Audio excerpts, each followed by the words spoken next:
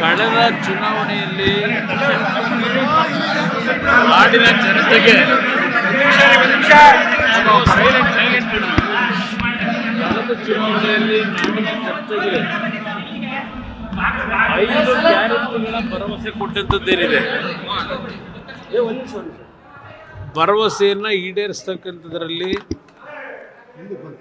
ಅವರು ಪ್ರತಿನಿತ್ಯ ಹೇಳ್ತಕ್ಕಂಥದ್ದು ನುಡಿದಂತೆ ನಡೆದಿದ್ದೇವೆ ಅಂತ ಹೇಳಿ. ಆ ವಿಷಯದಲ್ಲಿ ನನ್ನ ತಕರಾರೇನಿಲ್ಲ. 5 ಗ್ಯಾರಂಟಿಗಳ ಘೋಷಣೆಯೊಂದಿಗೆ 135 ಸ್ಥಾನಗಳನ್ನು ಪಡೆದು ಅಧಿಕಾರಕ್ಕೆ ಬಂದರು. ಆದರೆ ಅಧಿಕಾರಕ್ಕೆ ಬಂದ ದಿನದಿಂದ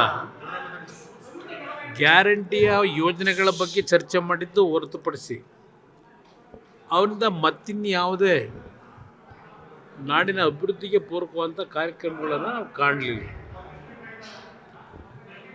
ಇಲ್ಲಿ ಇತ್ತೀಚಿನ ದಿನಗಳಲ್ಲಿ ಅವರ ಪಕ್ಷದಲ್ಲಿರ್ತಕ್ಕಂಥ ಕೆಲವು ಹಿರಿಯ ನಾಯಕರು ದೇಶಪಾಂಡೆ ಅವರಿಂದ ಹಿಡಿದು ಈಗ ನಿನ್ನೆ ದಿನ ಉಪಮುಖ್ಯಮಂತ್ರಿಗಳು ಹೇಳಿದ್ದಾರೆ, ನಾವು ಗ್ಯಾರಂಟಿ ಸ್ಕೀಮ್ನಿಂದ ಹಲವಾರು ಯೋಜನೆಗಳನ್ನು ತರಲಿಕ್ಕೆ ಆಗ್ತಿಲ್ಲ, ಅದರ ಭಾರ ಏನು ಅನ್ನೋದು ಅರ್ಥ ಆಗ್ತಿದೆ ಅಂತಕ್ಕಂಥದ್ದನ್ನು ಹೇಳಿದ್ದಾರೆ.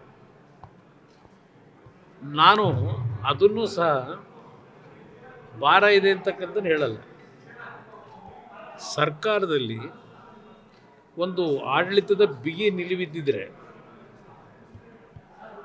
ಈ ಕಾರ್ಯಕ್ರಮಗಳನ್ನು ಕೊಟ್ಟು ಸಹ ಒಳ್ಳೆಯ ಕಾರ್ಯಕ್ರಮಗಳನ್ನು ಅಭಿವೃದ್ಧಿನ ಮಾಡಲಿಕ್ಕೆ ಅವಕಾಶಗಳಿದೆ. ಕರ್ನಾಟಕದಲ್ಲಿ ಈ ಸರ್ಕಾರ ಬಂದ ಮೇಲೆ ಯಾವ್ಯಾವ ಒಂದು ವಿಷಯಗಳಲ್ಲಿ ತೆರಿಗೆಯನ್ನು ಹೆಚ್ಚಿನ ರೀತಿಯಲ್ಲಿ ವಿಧಿಸ್ಕೊಂಬಂದಿದ್ದಾರೆ.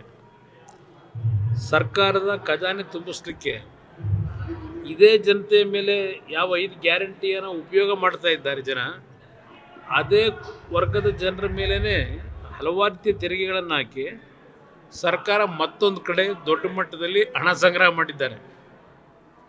ಆದರೆ ಈ ಬಂದಂಥ ಜನತೆಯ ತೆರಿಗೆ ಹಣವನ್ನು ಗುಣಾತ್ಮಕವಾದಂಥ ಕಾರ್ಯಕ್ರಮಗಳನ್ನು ತರಲಿಕ್ಕೆ ಮತ್ತು ಅಭಿವೃದ್ಧಿಪೂರ್ವಕವಾದಂಥ ಕಾರ್ಯಕ್ರಮಗಳಿಗೆ ಈ ಸರ್ಕಾರದಲ್ಲಿ ಒಂದು ಬದ್ಧತೆಯನ್ನು ನಾವೇನು ಕಾಣಲಿಲ್ಲ.